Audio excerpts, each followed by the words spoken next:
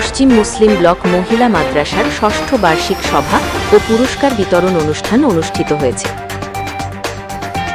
রাঙামাটির বাঘাইছড়িতে পশ্চিম মুসলিম ব্লক মহিলা মাদ্রাসা ও এতিমখানার ষষ্ঠ বার্ষিক সভা ও পুরস্কার বিতরণ অনুষ্ঠান অনুষ্ঠিত হয়েছে।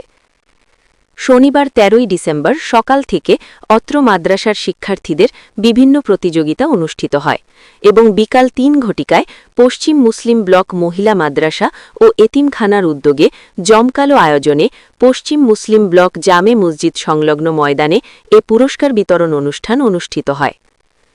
উক্ত পুরস্কার বিতরণ অনুষ্ঠানে পশ্চিম মুসলিম ব্লক মহিলা মাদ্রাসার মোহতামিম ও চৌমোহনী সদর জামে মসজিদের খতিব মাওলানা আজিজুল রহমানের সভাপতিত্বে প্রধান অতিথি হিসেবে উপস্থিত ছিলেন সাবেক পৌর প্রশাসক ও বাঘাইছড়ি পৌর বিএনপির সভাপতি হাজী মোহাম্মদ নিজামুদ্দিন বাবু।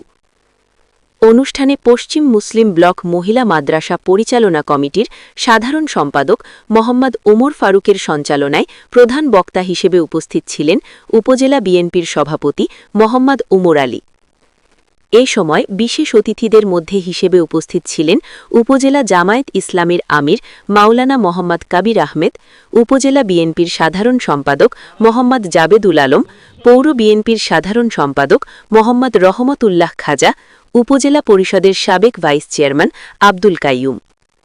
দিনব্যাপী এ আয়োজনে মাদ্রাসার শিক্ষার্থীদের কৃতিত্বের স্বীকৃতি হিসেবে বিভিন্ন ক্যাটেগরিতে পুরস্কার প্রদান করা হয়। বক্তারা শিক্ষার উন্নয়ন, নৈতিকতা চর্চা এবং এলাকায় নারী শিক্ষার প্রসারে মাদ্রাসাজির ভূমিকার প্রশংসা করেন।